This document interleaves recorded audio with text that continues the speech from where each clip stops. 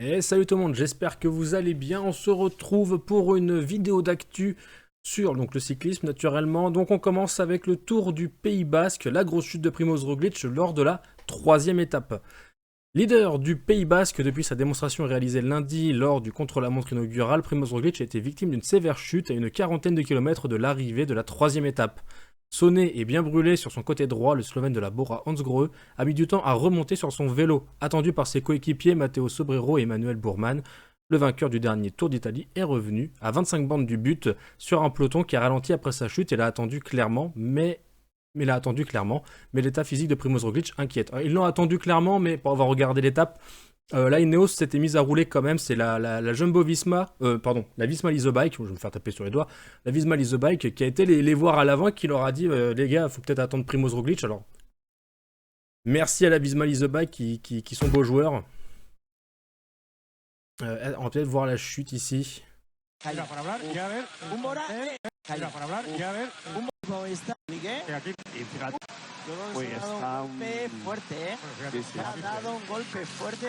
cas, il a été bien râpé. Mais moi, j'ai de mon côté, n'hésitez pas à me suivre hein, sur X. Alors, je suis pas très présent, loin de là. Mais des fois, j'arrive à trouver des petits trucs sympas quand même, faut reconnaître. Il n'y a pas que du négatif sur X. Voilà, vous voyez, ça allait très très vite.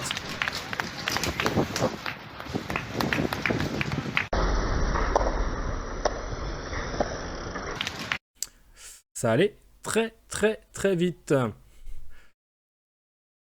Bon, après, on va peut-être pas faire le point sur toute l'étape. Ah bah finalement, on l'avait ici. Bon, bref. Bon, de toute façon, je vais pas faire forcément le point sur l'étape. Qu'est-ce qu'il y a quand même? Il y avait une chute de Romain Grégoire. Mais il était dans les 3 derniers kilomètres, donc finalement ça va. Alors, je suis un peu désolé, j'ai l'esprit ailleurs, puisque là, au moment où je tourne la vidéo, dans la quatrième étape là, du Tour du Pays Basque, il y a eu une grosse chute, la course est neutralisée, et c'est pour ça que j'ai un peu l'esprit ailleurs, mais j'en ferai une vidéo après, je vous en parlerai si c'est nécessaire, s'il y a des choses à dire. Mais voilà. Quel est le vainqueur de cette étape-là d'ailleurs? Mais pourtant je l'ai regardé, je sais même plus. Bon, on va lire ça quand même. Alors, il faut signaler la présence de 3 Français dans le top 10 de cette troisième étape, en l'occurrence Romain Grégoire, 7ème, Kevin Vauquelin, 8ème, et Valentin Retailleau, 10ème. Outre la chute ayant impliqué Primoz Roglic, qui est malgré tout parvenu à conserver sa première place du classement général, le Slovène a cependant perdu 3 secondes sur Remco Evenepoel et 1 sur Jonas Vingegaard. Le Belge et le Danois ayant engrangé des bonifications. Une autre grosse gamelle s'est produite à un peu moins de 2 km d'Altsasu, avec comme principale victime Juan Ayuso. Resté allongé dans l'herbe un petit moment et marqué, l'Espagnol a pu tout de même remonter sur son vélo avant de finir cette étape tranquillement et sans la crainte de perdre du temps au général, son incident s'étant produit dans les 3 derniers kilomètres. Enfin, et pour rappel, David Gaudu ne s'était pas présenté au départ à Espelette en raison d'une blessure à la main. David Gaudu qui ne prouve rien, je l'attendais un petit peu, enfin je l'attendais sur ce tour, voir un peu faire un état des lieux, voir dans quel état, dans quelles conditions physiques il est. Bon, on sait toujours pas. Voilà, on est en avril, on sait toujours pas ce que vaut David Gaudu cette année. C'est un peu triste. Alors du coup, par contre, je corrige, Romain Grégoire, il a chuté lors de la deuxième étape et pas la troisième. Cependant, en ce qui concerne Primoz Roglic, parce que c'était plutôt ça qui nous inquiétait, un premier bilan médical rassurant. C'est incontestablement le fait marquant de la troisième étape du Tour du Pays Basque, à un peu moins de 40 km de l'arrivée. Bon, ça, on l'a lu. Il est apparu sonné dans un premier temps. Le maillot jaune de cette 63e édition a mis du temps à reprendre la route et ce n'est que quelques minutes plus tard que l'on a pu voir la réelle étendue des dégâts pour le leader de la Bora Hansgrohe, brûlé sur tout le côté droit. Un vent frais souffle sur ma carte. Non, merci. Tac. Après, il a quand même pris le départ hein, lors de la quatrième étape, si j'ai bien suivi. Il ne sera pas à 100% lors des prochains jours. Et on l'imagine désormais mal remporter un troisième Itzulia après ceux de 2018 et 2021. Alors, du coup, a priori, voilà, c'est sans gravité, la chute est sans gravité pour Primoz Roglic. Pas de souci à se faire là-dessus. Du coup, on va enchaîner d'autres news. Il y a d'autres news. En ce qui concerne la Bora Hansgrohe, eh bien, c'est pas tout rose, c'est pas tout jaune, c'est pas tout vert. Non, ça sent mauvais, ça sent mauvais. Il y a encore une mauvaise nouvelle, mais pas dramatique non plus. Mais une chute. Une chute qui concerne... Oh, alors là, par contre, c'est écrit en tout petit, il faut s'accrocher. Hop, je vais bouger ça. Hop, il y a de la pub dans tous les sens, c'est un enfer. Suite à un accident de la route à Tenerife, Lennart Kämna souffre de plusieurs blessures. Le coureur allemand est dans un état stable. Voilà, c'était pendant une session d'entraînement, ils vont le dire certainement. Victime d'un accident de la route lors d'un entraînement de la route avec son équipe Boransgrø à Tenerife, Lennart Kämna est dans un état stable, éveillé, réactif et capable de communiquer. À 27 ans, Kämna se trouve à l'hôpital de Tenerife où il sera surveillé en unité de soins intensifs dans les prochains jours. Les membres de sa famille et de l'équipe sont à ses côtés. Selon les premières conclusions de l'accident, le conducteur d'un véhicule venant en sens inverse a tourné à gauche dans la voie de Lennart Kämna avant d'entrer en collision avec lui, indique la formation Bora-Hansgrohe. Ralf Denk, team manager Bora-Hansgrohe. Nous sommes soulagés que l'état de Lennart ne se soit stabilisé après ce grave accident et qu'il se porte bien dans les circonstances. Toute l'équipe compatit pour lui et nous lui souhaitons tous un prompt rétablissement. Du côté de l'équipe, nous continuerons à faire tout ce qui est nécessaire pour qu'il se rétablisse complètement de cet accident. C'est tout ce qui compte maintenant, tout le reste peut attendre. Bon voilà. Donc encore une fois, le vélo c'est dangereux, même vous lors de vos sorties, d'accord, soyez ultra vigilants, puisque les personnes sur les vélos n'ont pas de protection, malheureusement les automobilistes ont trop souvent tendance à l'oublier, et souvent il y a des drames du coup à cause de ça, et c'est ridicule, mais... Soyez prudents, s'il vous plaît, soyez prudents sur la route. Que ce soit en voiture ou en vélo. Par pitié, soyez prudents. Donc voilà, il y avait un autre article de Cyclisme Actu, mais qui va se répéter. On va enchaîner, je suis plutôt sur un bon rythme. Donc là, pas de mauvaises nouvelles cette fois. Pas de chute en tout cas, pas de bobo à déplorer sur cette news.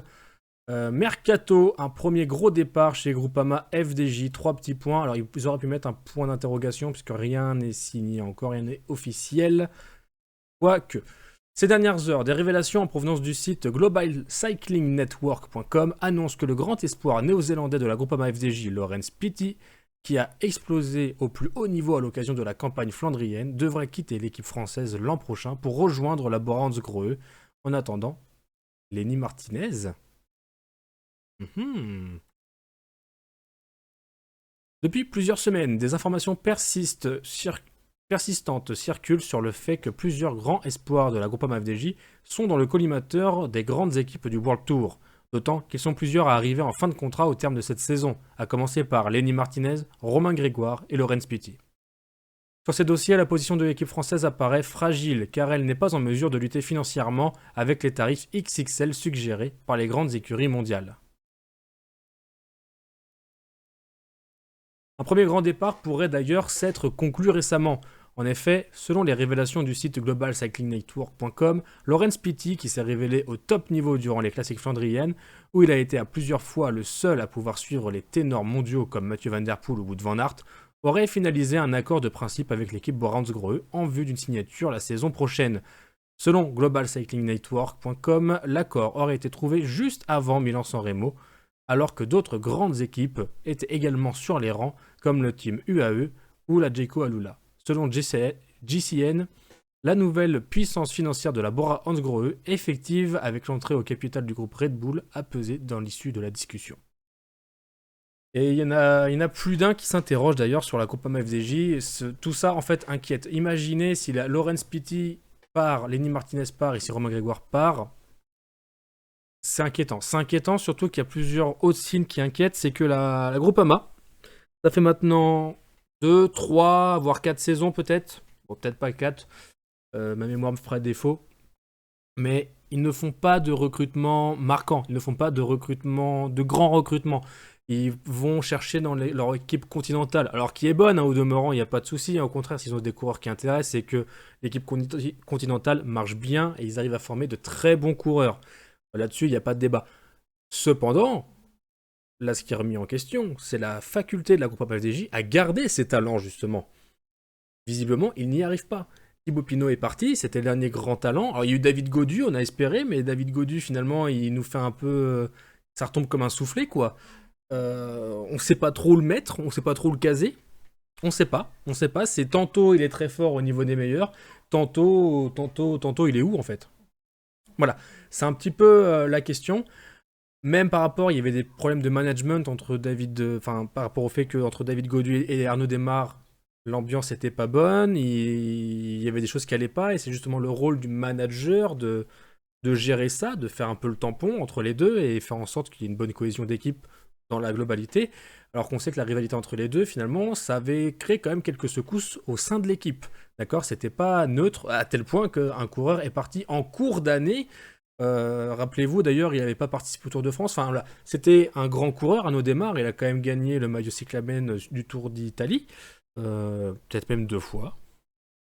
Enfin bref, c'était l'un des plus grands. Il est parti en froid, fâché avec David Godu, peut-être même avec Marc Madiot d'ailleurs, si je dis pas de bêtises. Donc il doit y avoir des petits soucis en interne, en tout cas des choses qui sont perfectibles.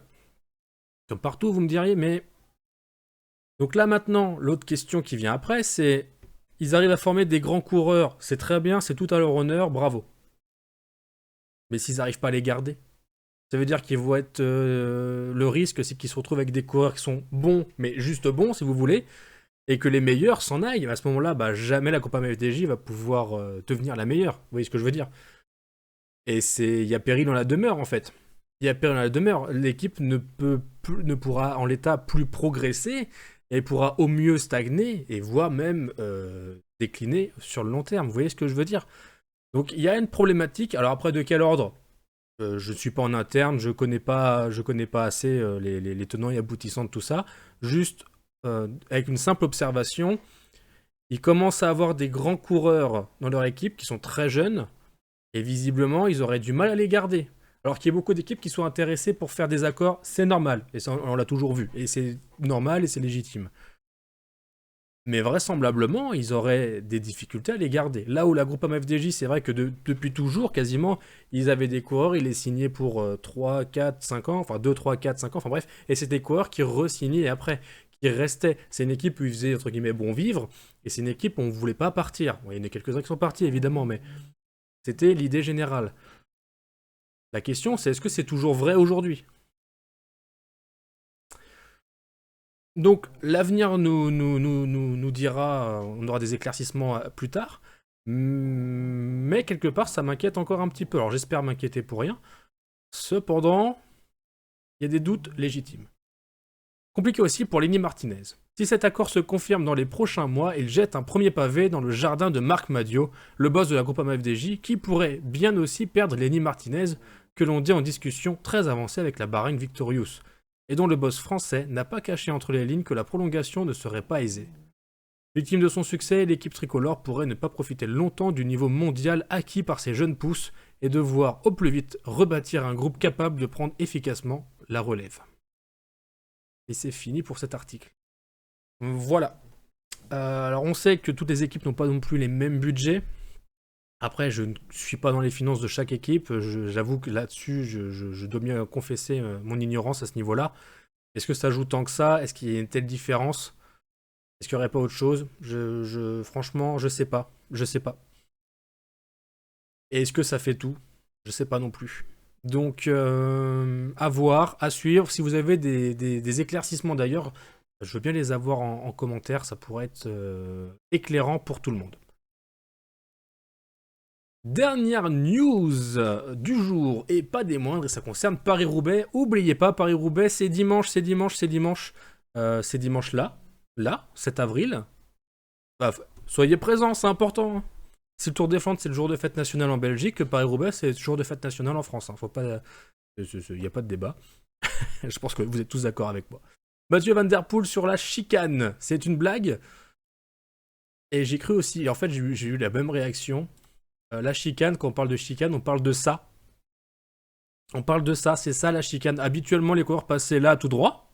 Donc là, ici, c'est la trouée d'Arambert. Hein. Et là, ils vont devoir faire tout ce chemin-là en jaune que vous voyez pour rentrer dans Arambert. L'objectif, c'est juste qu'ils arrivent moins vite, d'accord, qu'ils déboulent pas sur les pavés à 50-60 km/h, voire plus. C'est l'objectif, mais est-ce que c'est pas plus dangereux? Parce que, mine de rien, trouée d'Arambert oblige, il faut arriver placé. Il faut arriver placé, c'est important, c'est même essentiel le placement. Enfin voilà, enfin, je vous fais pas un dessin, vous connaissez, j'imagine. Mais donc ça va quand même arriver très vite, et donc ok, ils vont arriver moins vite à la Tour d'Arambert, mais là, à ce virage-là, ils vont arriver vite quand même, hein. Ils vont arriver vite quand même, et puis là, ici, ils vont pas avoir beaucoup de marge de manœuvre. Vous avez vu ce virage?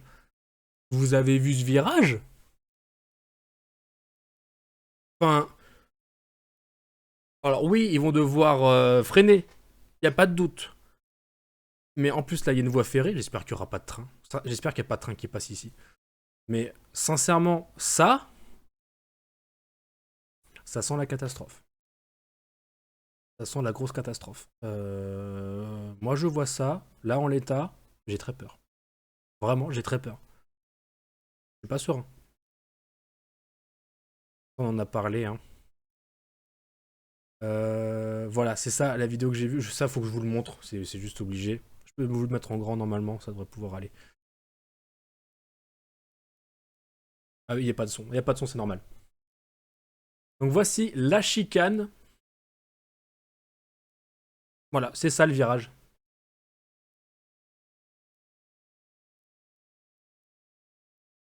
Voilà. Et là, il rentre dans la Tour d'Arambert. Alors là, peut-être que ça vous parle pas tant que ça. Mais je trouve que ce schéma-là, il est très parlant. Il va falloir qu'ils arrivent placés, donc ça va accélérer forcément. Pardon, mais je radote, mais je trouve ça terriblement dangereux et complètement.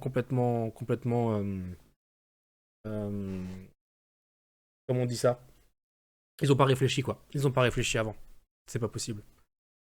Il y a un problème quelque part. Pour moi, c'est trop dangereux. On verra. J'espère sincèrement, là, j'espère vraiment que j'ai tort et que tout va très bien se passer, que ce sera nickel. Mais là, ouais, non, franchement, je flippe. Vraiment. Vraiment, vraiment. La chicane installée avant la trouée Mais U d'Arambert peut en a trouver été... 4 fruits et légumes à prix coûtant chaque semaine. C'est ça. Dans les magasins U, oui, absolument. Oui, oui, j'ai acheté mes fruits et légumes déjà, c'est bon, j'ai déjà fait mes courses. Merci. La chicane installée avant la trouée d'Arambert a été validée, mais n'en finit pas de faire causer. Tu m'étonnes. Il y en a un, et il n'est pas le seul coureur d'ailleurs, qui n'est pas fan du tout. C'est Mathieu Van Der Poel qui l'a fait savoir mercredi soir sur ses réseaux quand il a découvert la chose.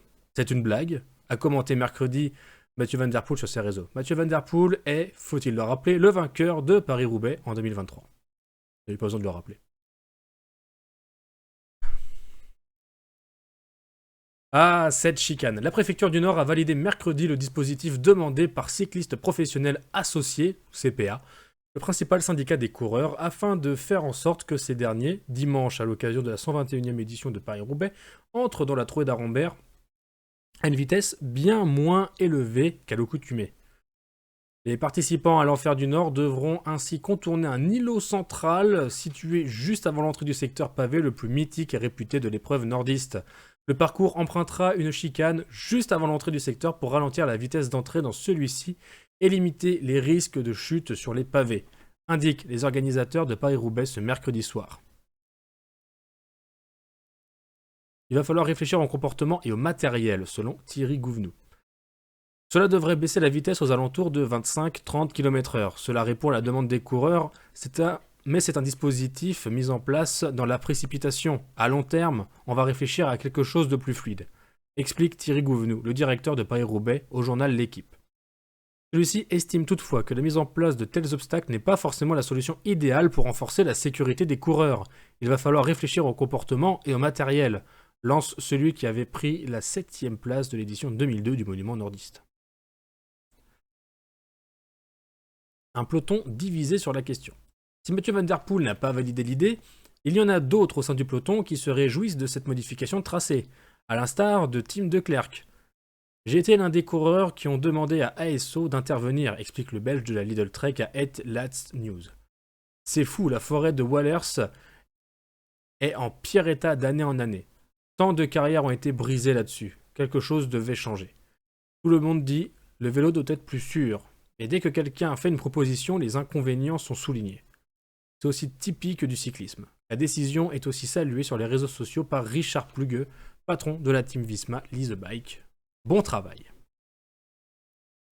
Forcément, ça divise, c'est comme toujours, hein, tout le monde veut des changements, mais dès qu'on en propose, les gens sont jamais d'accord. Cependant, il y a chicane, une petite chicane, Et il y a la chicane, la chicane avec The épingle à cheveux, pire que dans les montagnes. Disons que dans l'idée, sur le principe, je pense que tout le monde est plus ou moins d'accord. Peut-être pas l'unanimité, mais tout le monde est plus ou moins d'accord. Mais alors là, dans l'exécution, le résultat final, est-ce que c'est moins dangereux? Waouh, bah j'espère. Après, cependant, les coureurs seront au courant. Ils auront vu les images, ils seront informés. J'imagine que du coup, d'eux-mêmes, instinct de survie oblige, s'ils en ont un. Je pense que certains, j'en doute un peu pour certains, mais euh, globalement, ouais, ils devraient ralentir avant. Donc, j'imagine que ça va bien se passer. Mais si dans l'élan de la course, ils sont partis, ils partent comme des dingos et la course avant tout, au secours. Tim Merlier, lui, est un peu plus mesuré. Avec une chicane, vous pourriez déplacer le danger. Ce qui compte, c'est qu'il n'y ait pas de chute dans les virages comme l'an dernier. L'ancien spécialiste des pavés Sepp Van Mark ne comprend pas ce choix. Pour lui, c'est sûr, il y a mieux à faire. Et là, on est d'accord, Les chicanes rendront les choses encore plus dangereuses. Ils n'ont qu'à regarder le plan des rues et trouver un autre moyen. Ils n'auront qu'à m'appeler, je leur montrerai. Et vous, qu'en pensez-vous? C'est quoi ce délire? Moi, je suis plutôt comme ça. C'est quoi ce délire? Non, pour moi, c'est l'idée. Pourquoi pas? Dans l'exécution, c'est calamiteux. On fait pas ça. Tu fais ça à pied. Et encore, à pied, il n'y a pas raison de faire de chicane, mais enfin, tu fais ça quand ils vont beaucoup moins vite. Rendez-vous compte du virage. C'est aberrant. Bref, je me répète, je suis déjà à 20 minutes de vidéo, désolé, j'essaie de faire moins de 20 minutes, mais j'y arrive pas. Merci d'avoir suivi cette vidéo et on se retrouve bientôt pour des prochaines news. N'oubliez pas, Paris-Roubaix, dimanche, toute la journée. Hein. On se retrouve bientôt sur la chaîne, prenez soin de vous, bye.